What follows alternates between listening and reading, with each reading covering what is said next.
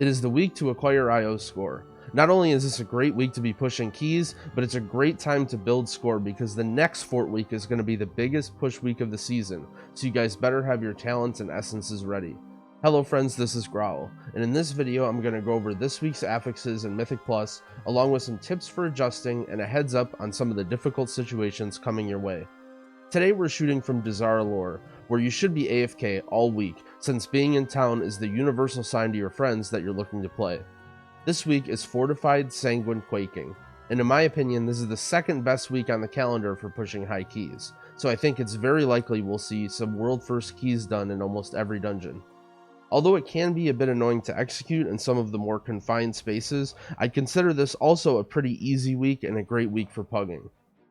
Sanguine is an affix that is definitely tank dependent, however all party members can contribute to helping mitigate it. The most important thing is to be careful not to kill small mobs on top of big mobs. Very often a tank can't drag a mob out of Sanguine immediately, either because they have no room, or the mob is casting, or just slow. Try your best to help finish off mobs that are furthest away from the pack, and ideally in spots where the Sanguine pool won't block your way too much. As a Druid, you have very strong tools to deal with Sanguine: Typhoon, Ursul's Vortex, and even Taunt. Typhoon can be used to both pre-position mobs before they die, or knock the remaining mobs out after others have died. You can use Vortex to help keep mobs from running into Sanguine, or into pathways that you need to use later. When all else fails, Taunt can be used to pull a single mob in a direction if you need to drag it away from the tank.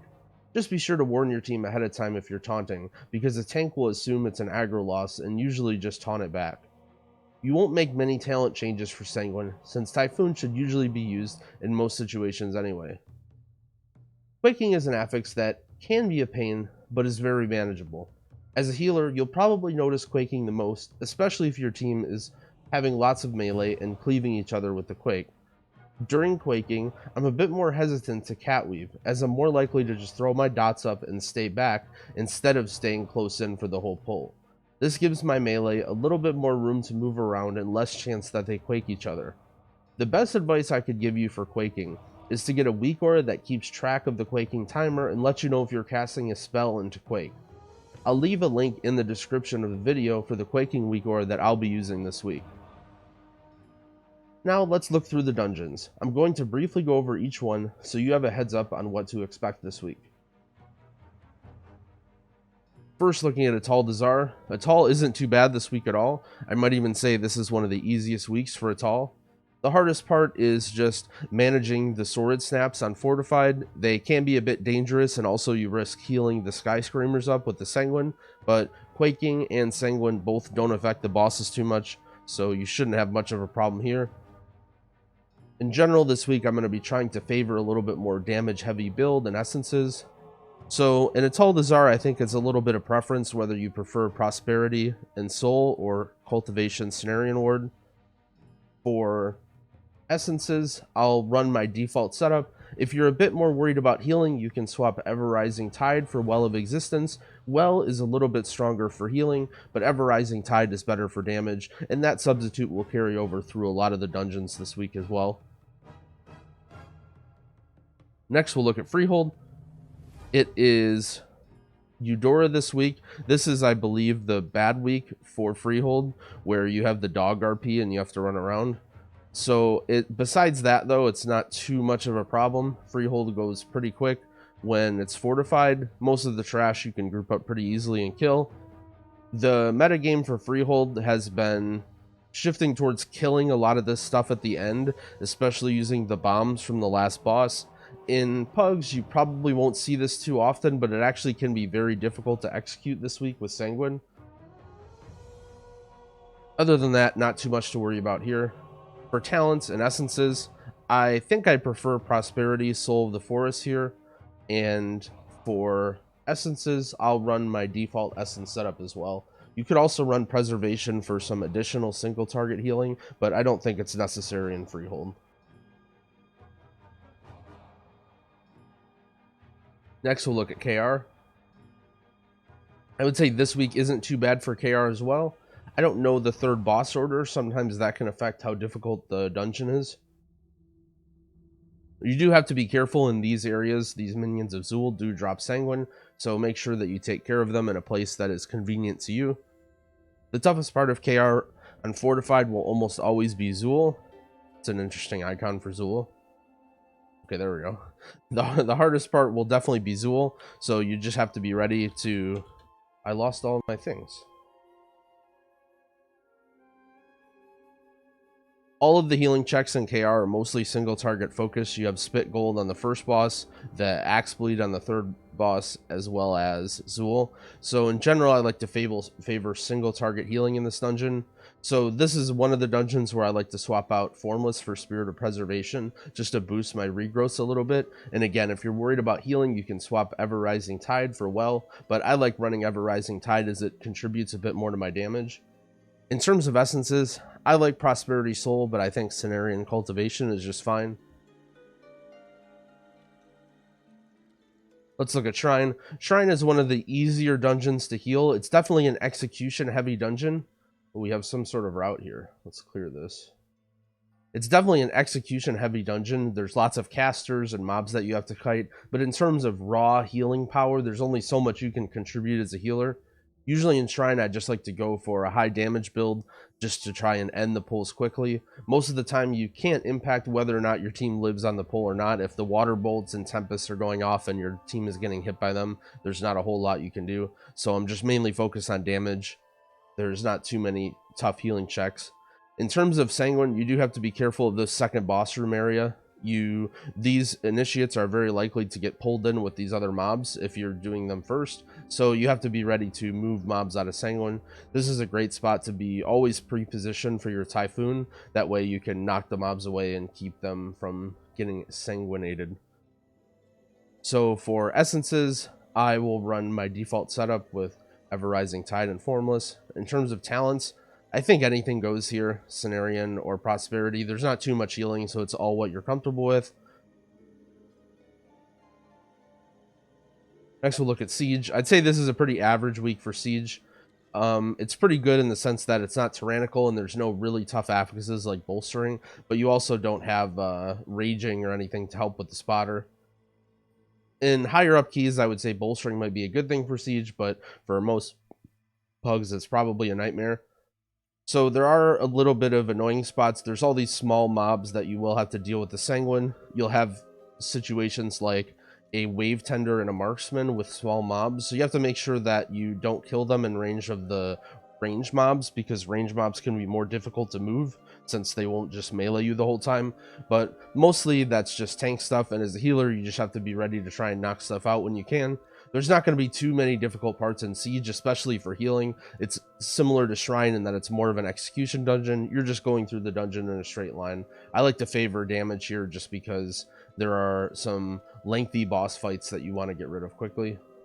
So I'm running, again, my same essence setup here. I've been sort of liking Prosperity Soul here. It sort of depends on what areas of the dungeon you struggle with. Prosperity Soul feels good for me on the last boss. That's mainly why I've been liking it lately. I'd say this is a fairly good week for Temple 2. Sanguine and Quaking don't have too much of an impact on this dungeon.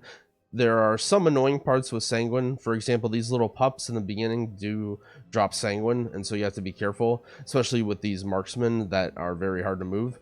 But it's not too big of a time loss, and you're mainly just pulling the dungeon the same way anyway.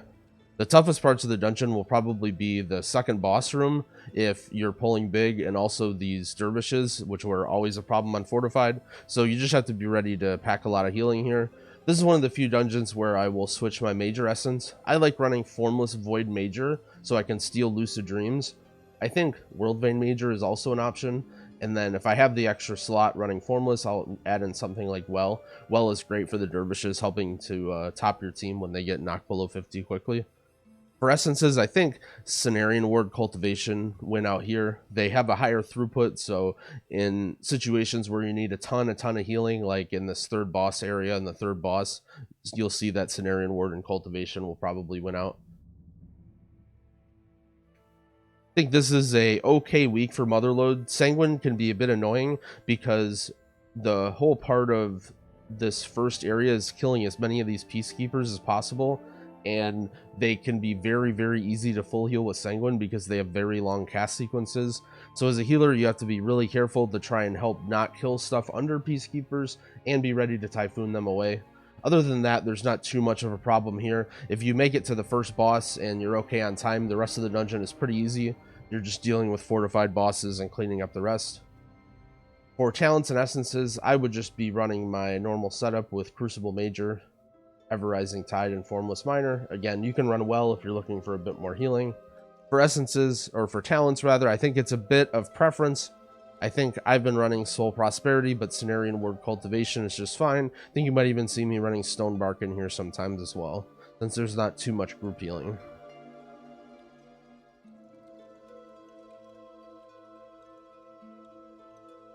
What is going on with my MDT? There we go. So for Underrot, I would say this is a pretty good week for Underrot. Quaking and Sanguine are both pretty easy to deal with because all of the area that you're fighting these mobs is really big. You have lots of room to kite around. The toughest part of Underrot is always going to be the second boss room, trying to deal with these blood swarmers in an efficient manner. Unfortunately, there's only so much you can do as a healer. You can spam Hibernate, or as a paladin, you can stun them or whatever, but your team needs to be coordinated and kill them as well. You get to a point where they do so much damage that you can't even out heal them anyway, even if you wanted to. But if you get through the second boss area, this is going to be a pretty easy week for Underrot. You're just mainly going through the dungeon in a straight line and dealing with kicks and stuff.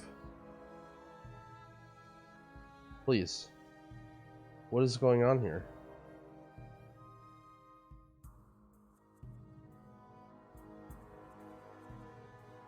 I apologize for these technical difficulties. What is going on? Alright, I'm going to reload my UI. Which is a great time to say thanks for watching my videos, and I'm glad you're enjoying them. And any other week, I would probably be reshooting this video because of this, but because it's push week, I need to get to keys.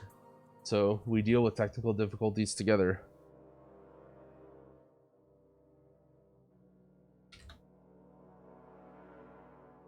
We are back. Great.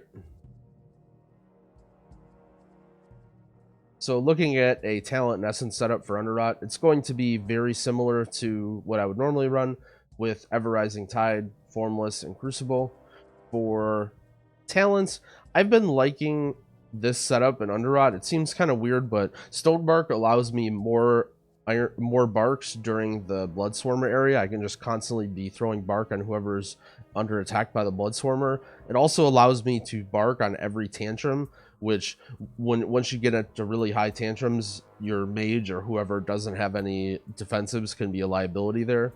I think Prosperity Soul or Cenarian Cult are both fine. I would say Cenarian Cult is going to be a little better for healing the second boss. I like Prosperity Soul a little bit better for healing the Bloodswarmers. Ultimately, it comes down to preference. Okay, let's look at Tol Dagor.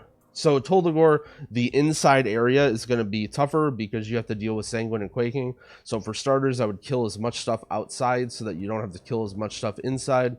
Tol Dagor will come down to how efficiently you can deal with Jess Hollis's room, as well as dealing with the cannons.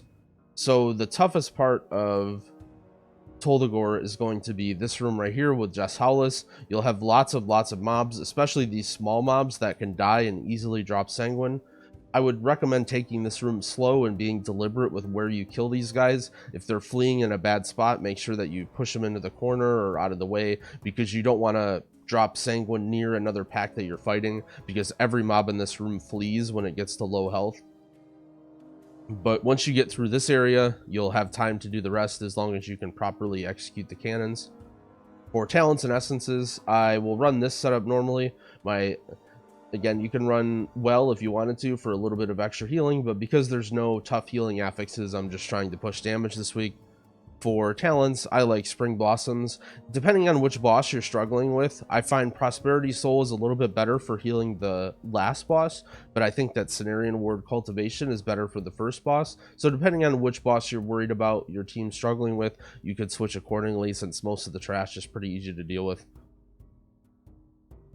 Waycrest is one of always the harder dungeons to heal during Fortified. All the trash does a ton of damage. Sanguine and Quaking can be really tough in these maggot hallways. Luckily, these maggots don't drop Sanguine, but if you're pulling all this other stuff, it will.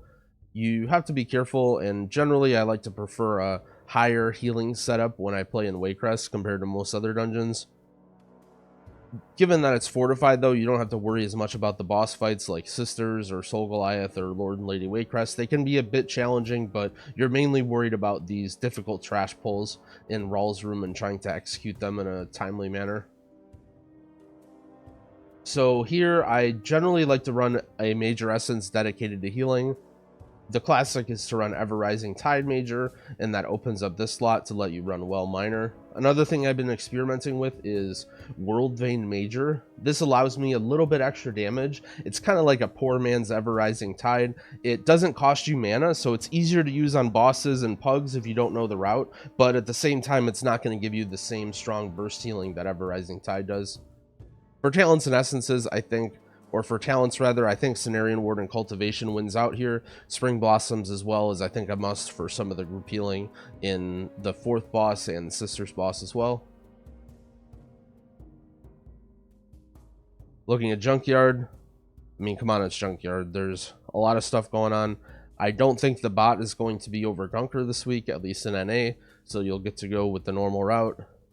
You just sort of go through the dungeon in a straight line and have zap bots and kill stuff. Sanguine and Quaking isn't really too bad since most of the mobs are pretty mobile. Quaking, you have tons and tons of room. The dungeon is huge, so you can spread out.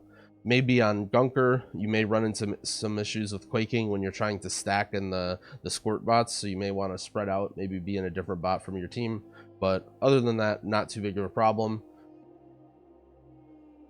For talents and essences, I mean, let's be honest, you can basically run whatever you want.